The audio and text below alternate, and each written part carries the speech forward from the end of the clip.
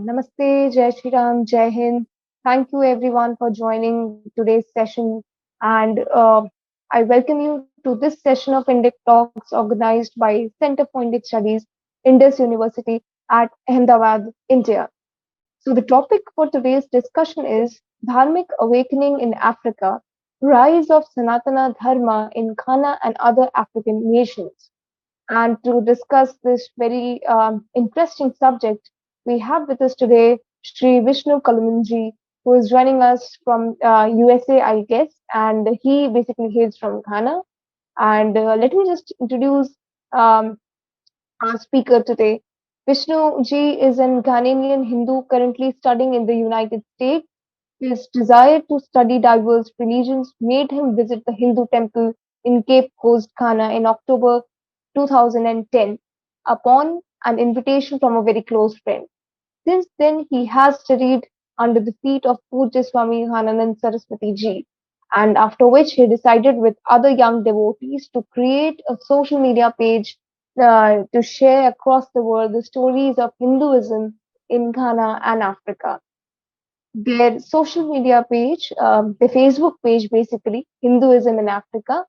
Through this particular page, they stream live puja and festivals and also conduct interviews with devotees.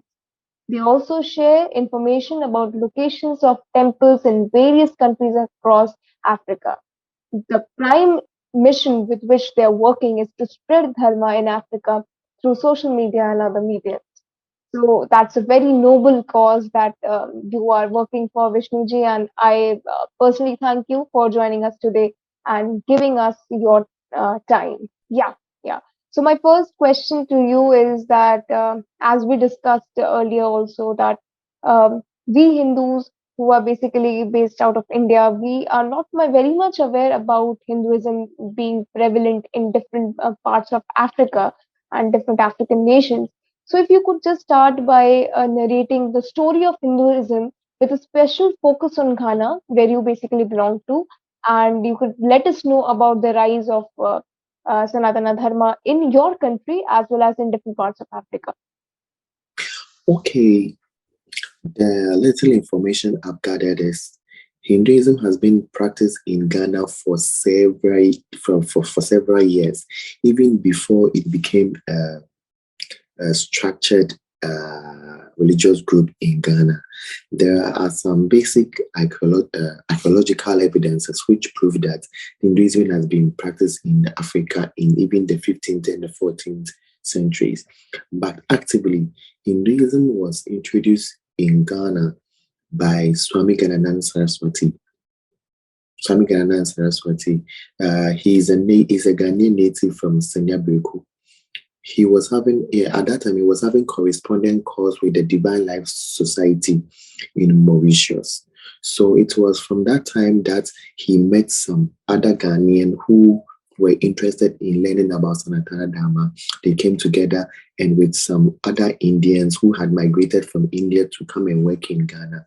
So Swami Krishnanand Saraswati heard about the good work of Swami Gananand and he came to Ghana to meet him. So when he came, he initiated him and made him a Swami.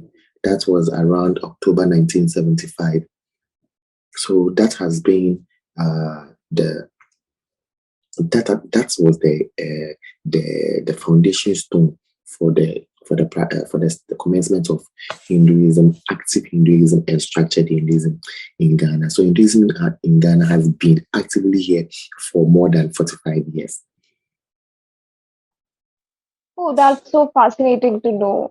And I would also request if you could keep posting more about Puja Swamiji on your Facebook page so that we can also know about his life story. So if you could just let us know about Puja Swamiji, how he, began his monastic life or how he was, he actually, he dedicated his life towards the cause of Dharma and what was the cause he was basically fighting for throughout his life and something that could inspire us today as we remember him today. Okay, Swami Gananand Saraswati was from a traditional family who used to uh, practice traditional herbal medicine. If it's in India, we would have said Ayurvedic, because his family used the basic herbs, tree barks, and flowers for healing. So it was not strange that he actually became a Hindu because he was enlightened about spirituality. So he moved from his native home, Senyabeku, to Accra and started his life. That is when all these uh, came up. So Swami Gananand Saraswati stood for truth, stood for Dharma, stood for peace, and stood for togetherness. Yes, he was an embodiment of spirituality, an ambassador for Dharma in Africa, and an icon for togetherness. Um, yeah. So basically, this is what I can say about Swami Gananand Saraswati. So it was in June 2006, 2015 that he attained Maha Samadhi, which became a big blow to the entire devotees in Africa. And so he started in Accra. They moved. So right now, Hinduism in Ghana has 5 branches, that is in Accra, Cape Coast, Kumasi, Tema, and Ashanti Mampon. These are very big temples and all started by Ghanaian Hindus. There is also a large presence of ISKCON, that is the International Society for Krishna Conscience. They have a very strong presence in Ghana. And here in Ghana, we don't discriminate. This is ISKCON, this is Hindus. We all worship together. There are times that we organize programs at the Hindu temple that we invite ISKCON to come and be part of the program. There are times that ISKCON would also organize program and invite the Hindus to go. And so we are more than one family. I know there are Buddhists in Ghana, but I haven't really encountered one and I can't say much about them. There is also a large presence of Sikhs. Okay. There's also a large presence of Sikhs in the country, but basically these Sikhs are more of Indians than Ghanaians. But there are Okay. more Ghanaian Hindus, more Ghanaian ISKCON, and more Ghanaian Buddhists people practicing Buddhism in the country. And all these, I don't want to say religious sects, all these group of Dharma are contributing their quota to the development of the country. When you go to the ISKCON temples, they have schools. That they have opened to the general public, but mostly these schools were set up to inculcate Dharma into in the mainstream Ghanaian educational system. They don't focus on other religious groups apart from the traditional Muslim and Christian. So the Krishna Academy and other schools set up by the ISKCON provide these basic Vedic teachings to the children who come to the school. The Hindu Monastery of Africa has also set up a foundation whereby most of the branches, they do free health screening every month. They do free health screening every month for their devotees, and then even open it out to other people who are not devotees to come to the temple and get their eye tested, get their BP tested, and also get basic health treatments. I know the Buddhists, the presence of Buddhists are also doing fairly social work. Or at the branch in Cape, the Hindu temple in Cape Coast started a social work by providing a monthly grocery support and clothing to an orphanage to a nearby village here in Ghana. So, and I can also boldly say there are followers of Dharma in the mainstream politics and entertainment in industry in Ghana. We used to have a deputy communication minister who is from the Hindu Monastery of Africa. There was once a government minister who was also a Buddhist. There are entertainment and other celebrities who are also Hindus and members of the International Society for Christian Consciousness. We have a television station in Ghana which is owned by a member of the International Society for the Christian Consciousness. And now I want to talk about acceptance of Dharma in Ghana. Yes. Basically, Yes. Ghanaians know about Hinduism, but mostly because Hindus are of minority in Ghana. Hindus form about less than 1% of the total population of Ghana. So Ghanaians love Bollywood. Ghanaians really love Bollywood. And I can boldly say that from the time that Ghanaians really got to accept, Ghanaians are much more tolerative, unlike other countries where you go and people will come and vandalize temple, people will accuse Hindus or Krishna members for being idol worshippers. There are few cases that some of these happen, but it is really in the known. Yes. So in 2010, I'll personally start with. Okay, I'll come to my story, but I'll say it's in a general. In 2010, there was a TV serial called Shri. Shri. So Shri was talking about the Shri is about a young lady who is a devotee of Lord Shiva. There are times she went through a lot with marriage and other social problems, but anytime she goes to Lord Shiva to pray, her prayers are answered. It is more of a supernatural TV series than the normal romance series that we know. And that is what prompted me to go and know what really happened at the Hindu temple. There was also another series called the Shoti Bahu. Shoti Bahu. So the Shoti Bahu was also talking about a poor girl who stays at the temple and worships at the feet of Lord Krishna every day. So when you come to Ghana, people know about Lord Krishna. Even those who have never set foot at the temple know about Lord Krishna. They know about Lord Vishnu. They know about Lord Shiva, because these serials made Hinduism popular. I believe there are other people who are in my shoes who came to the temple just because of what they watched on TV.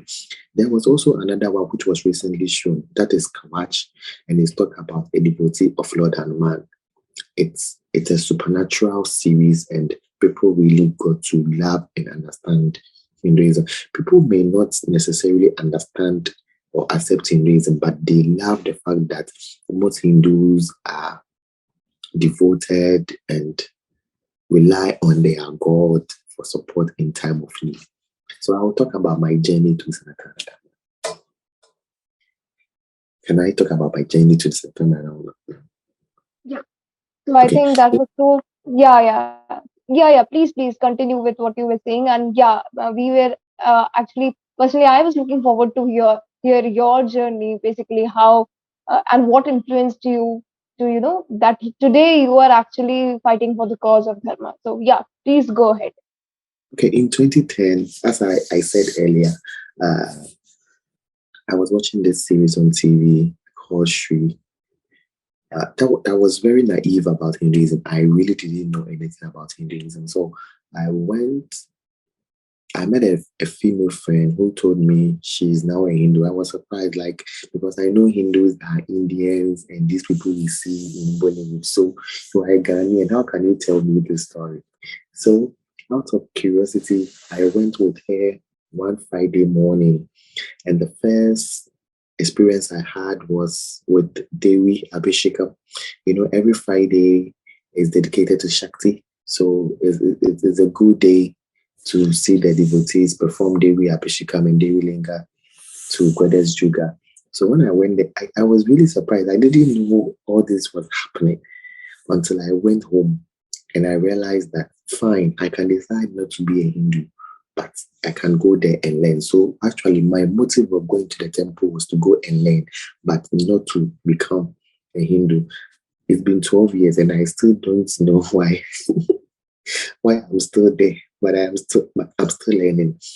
When you are a Hindu or when you want to follow Dharma, everything you see, you must question, because everything you see, you have to know why Hindus do this, why Hindus do that. There are certain places you will not even get the opportunity to ask questions on why they do certain things that they do over there. So it's been 12 years of this peaceful journey. It's been an amazing and life changing year. As I keep saying, I went there to learn and I'm still learning. Hinduism doesn't end learning because every day there is something new to learn. Every day there is a new experience. So after 2010 October, I think my life has changed. My perception about people has changed. My level of tolerance has changed because I believe we are different people with different minds and different backgrounds. I may not understand someone, and that doesn't make us enemies. I have to tolerate others so that others will tolerate me. So that Yes. is my short journey of change. Yeah. And I think at some point of time, every one of us, they come to a point where they realize that, we have to start on the journey of self-realization.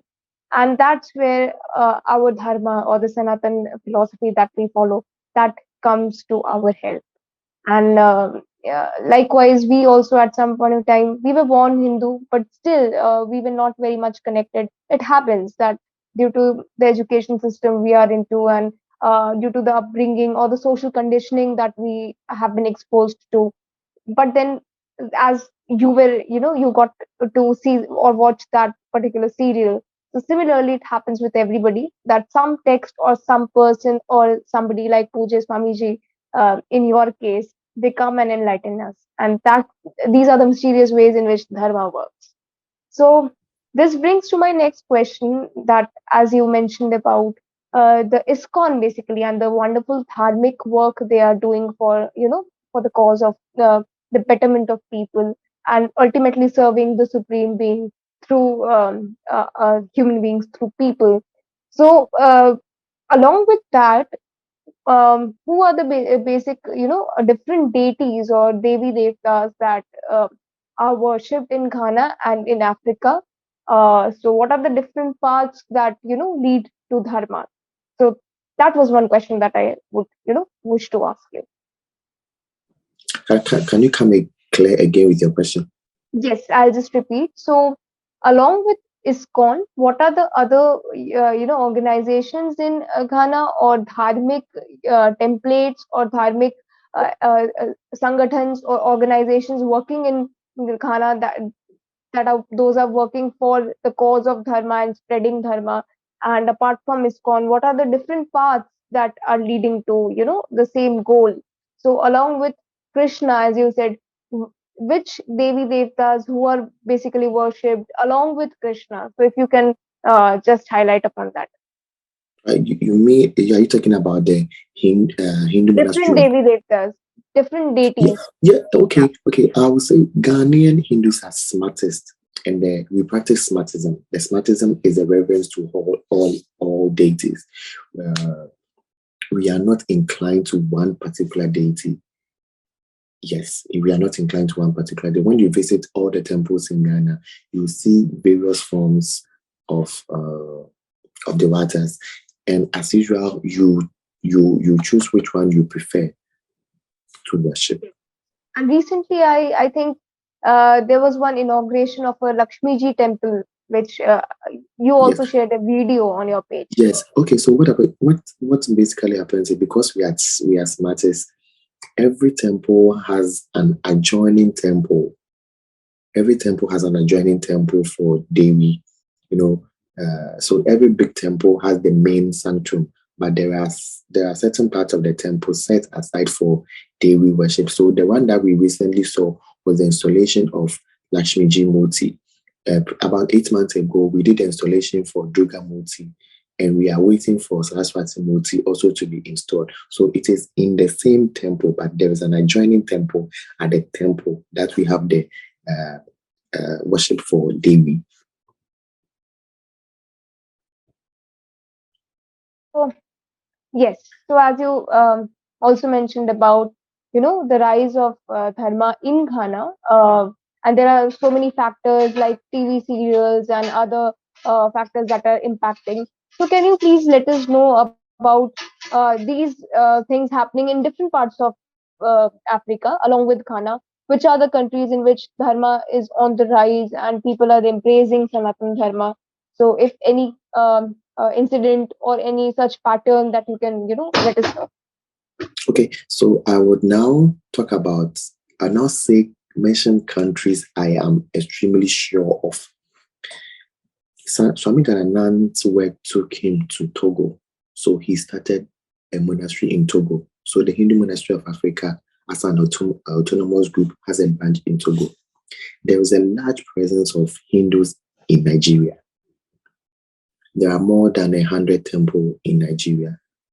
I know there are temples in South Africa. There are large temples in South Africa. There are temples in Botswana. I have been to some of the temples in South Africa and some of the temples in Botswana. I know there are temples in Ivory Coast. I know there are temples in Uganda, Kenya. Basically, almost all the Southern African countries has temples there. These temples may not necessarily be run by Africans, but there is a large presence of Hindus in these African countries. So I can say about 70% of between 70 and 80% of African countries has temples in those countries. Oh, that's so nice. Also, like now this brings me to my next question that what are the other factors apart from, you said that you watched a series whereby you got inspired to know more about Dharma. So now that you are getting to know more about Hinduism through your own experiences, what are the things that you find very unique in Sanatan Dharma that might inspire others to embrace this philosophy and or this way of life? So what are those unique features or salient features of our dharma that basically inspire more people to come into the Hindu fold? Basically, I think the level of tolerance, charity, that is almsgiving, and their way of worship. Mostly, and I'll say, I'll keep talking about what Swami Gananand taught me, to give to the needy, to give to the poor, and make people happy. To also accept diversity and inclusiveness. That is why, and Hindu worship is, especially the playing of bhajans and kirtans with the happy dancing. That is one of the happiest times ever to find myself as a Hindu. Yes, And the energy that comes with it. very true, very true. And another thing that was coming to my mind was that now, if you could tell something about your Facebook page, because that was the connecting point where I also got to know about this initiative and how are you going ahead with this and how you started, something about your team and what is the objective of your social media handles. So, the objective that, with which you are basically running these channels. Okay, so what I realized was not everyone has time to watch the series on TV. I had the opportunity to watch the series on TV. I realized that there are a lot of people on Facebook. People who are on Facebook are more than people who watch TV. So I decided to use a Facebook page to promote Dharma. I had the opportunity to get to know Dharma through TV. Someone would get opportunity to know about Dharma through social media. So 9 years ago, I came up with other devotees to start a Facebook page where we can propagate or tell about the world what is going on in Africa. Because as you said earlier, people hardly know there is a presence of Hinduism in Africa. And we can attest to the fact that people come to our inbox, and even on commenting on some of our status, commenting on some of our posts, we know that people are really naive about the presence of the practice of Dharma in Africa. So since then, we have been doing live Puja. I know it's Jamastani.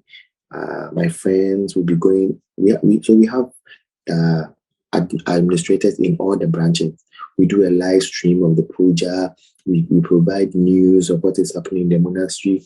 We look at some of the activities that is going on. We create announcements. So it is the work that I love to do. I think that's a great service that you are basically doing, because through that Facebook page, I think Dharma, it's getting propagated. It's many more people who are, unaware of the presence of Hinduism in Africa, as you said. They are also getting to know about um, more of it. And then also many people are getting enlightened by the small notes and posts that you share, some good messages of Swamiji, Swami Ghananandji, what he had to say. So all those posts, I personally find them very inspiring. And when I, get up in the morning, I make it a point to check your Facebook page once to see the wonderful videos. All of them are so blissful. I must thank you for doing this great work. So, if you remember the other day, we were also discussing about the challenges. You mentioned that Hindu community, as a community, it is facing certain challenges. So, not only in Africa, but across the world.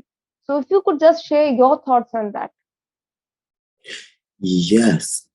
Uh, Let me first talk about the one of the challenges that someone told me. Recently, I had the opportunity to be part of the Ratha Yatra. So in the procession, I was chatting with some of the devotees, and we got to a point. She stood there, she didn't want to go, and I asked why. And she told me 2 years ago, we were standing in front of a church. She told me 2 years ago, as they were passing with the chariot, the church members all came out and started praying, Holy Ghost fire, Holy Ghost fire, Holy Ghost fire. So this is one of the challenges that we face. Some people who do not understand the religion use the Bible to backlash us. And these are the same people who go and watch, who go and sit by the TV and watch Indian series. So what are you trying to tell me? Is that not hypocrisy, or is that not two heads, two heads of ideas? Yes, fine. This is one of it, and one of the major. I think this is the major problem that we face, but it is not so much as we hear from other countries, people coming to vandalize temples. No. So most of this problem may be internal, which I don't want to talk about it here, but I think we will rather capitalize on the positives than the negatives. Yes, yes. Yes. Also, I think news from different parts of the world, from Bangladesh, Pakistan, and also from India, must be reaching to you, and you would be also be aware of the fact that Hindus everywhere, they are actually facing a threat to their very existence. So, on that note, what message you would actually give to all the fellow Hindus, or those who are who believe in the same dharma? So, what is your message, and why you think? Because this is a very crucial question now that I am asking. Why you think that it has become very important, very crucial that we must do something about safeguarding our dharma for the betterment of this world, actually. Yeah. What I can tell them is this is a trial moment. These are bound to happen. And this is not the time for us to lose our faith. We should stand on our guard. Since we have decided to stand and uphold Dharma, to stand and defend Dharma, we should not give up, but rather this should give us the strength and encouragement to push higher, uh, and make sure that we realize our dream. Sanatana Dharma is not going to fade out, and we all have to contribute our quota to the development of Sanatana Dharma, so that when we are not there, we will be remembered for being part of the pioneers who protected Dharma. Some people have done their part; they are gone. During our time, we also have a legacy to protect. We also have uh, an impact to make. So what we have to do now is to stand, defend Dharma, no matter what. Because the next generation should also come and meet Dharma, but the next generation should not only come and read Dharma from book; they should be part of the Dharma. We have heard a lot about the work you people are doing there, but what help or assistance or moral support or any form of support that you rightfully expect from us. So please let us know. Okay, so basically, as I told you, we were a group of young guys who thought it's wise to promote Dharma. And most of the live stream, we do it with our phones. So we will be happy if we can be supported with gadgets like camera, laptop, and yeah, anything that can help us do a proper and professional live stream so that you can get a clearer view of the live streams. Yes. Karanji, please go ahead. Yeah. Yes. I wanted to know what is the script or the language the Ghana Hindus are using. That's great. Yeah. Sanskrit. Oh, okay. Okay. That's wonderful. So So, this is the Puja book. This is the oh, Puja book for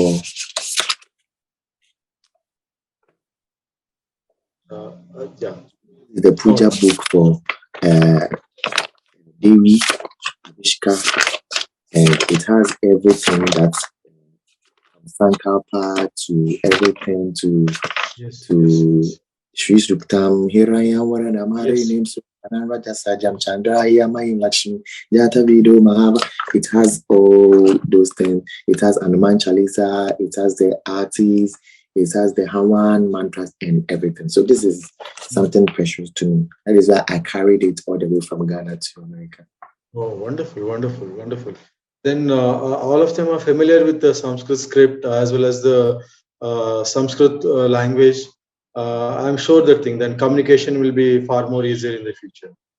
Yes. So basically, we use the Sanskrit. We don't want to divert, but when it comes to music, we use Sanskrit music or sometimes our basic Ghanaian language music so that we can better understand. Some of the bhajans has been translated into Ghanaian language so that the devotees can basically understand. Yes, yes, yes. I think it will take some time in order to for the Hindus to have their own lingua franca. So as Karanji basically indicated to us that if we all uh, start learning Sanskrit or any other such language, so I think in the future it would serve as a unifier. So many Yes. Indians, many Hindus in India, they also do not know the language properly. So we are taught in school for a brief period of time, but then after it gets discontinued. So I think some text or certain things that all of us must take up Yes. too seriously.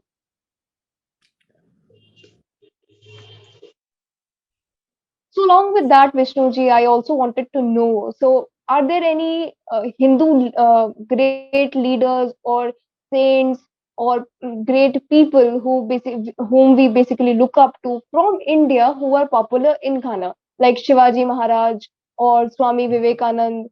So are there any such personalities from India about whom basically uh, something is told about them to students in Ghana or something of that sort? Yeah, I know we have Sri Ramakrishna.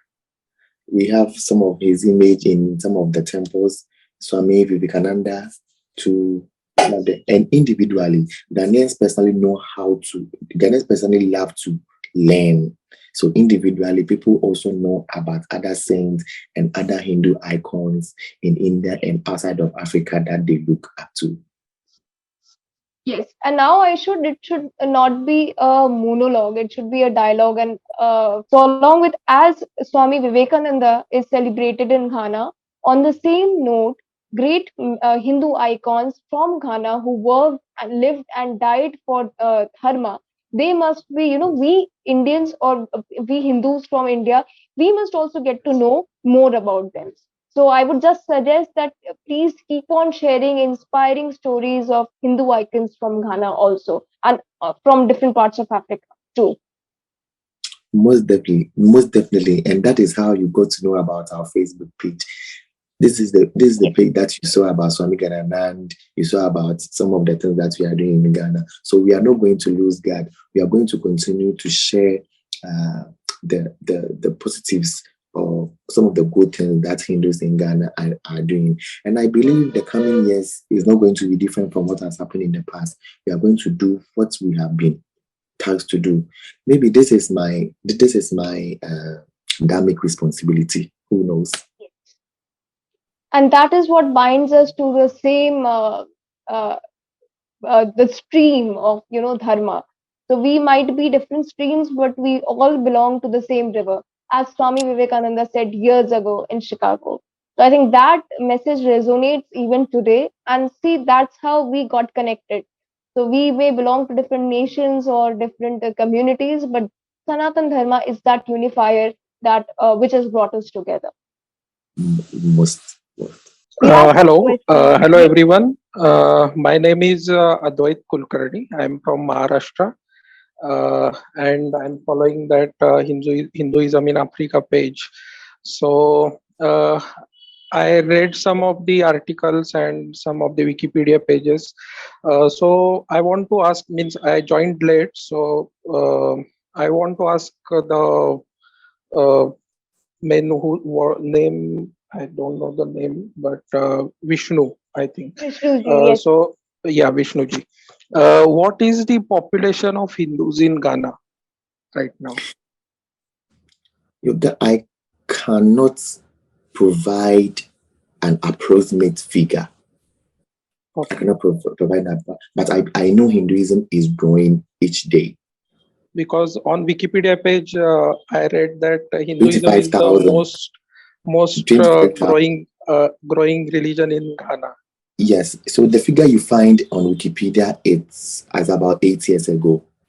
Hmm. And that excludes. No, they like in Wikipedia page they mentioned like 2,25,000 or something like that. Yes, The yes. I figure. think that was years ago. I'm sure the Okay. figure, I know very well the figure has increased, and that has not been updated by Wikipedia. Yeah, and you are running your page very smartly, and I like that all your posts and all these pujas you are broadcasting from your page. It is really interesting. Thank you. Thank you. One more thing. I just want to ask. Apart from Ghananandaji's mission or Hindu monastery in Ankara, there are ISKCON and other institutions also. So are the all are connected with each other, or individual work is going on? I know Means ISKCON is an autonomous religious body, and Okay. Hindu Monastery of Africa is also autonomous. So we do our activities separately, unless there are activities that they want to invite us. When they invite us, we have collaboration. When we also invite them, that they come. But as an administrative body, they have their different autonomous activities, and we also have our different activities. But we are one body under Dharma. So I think that was a wonderful discussion. It was brief, but then it provided a window into knowing so many unknown facets about Hinduism in Ghana. So we thoroughly enjoyed the session. And I again thank you, Vishnuji, for joining us today and giving us your time. One thing brings us together: Dharma.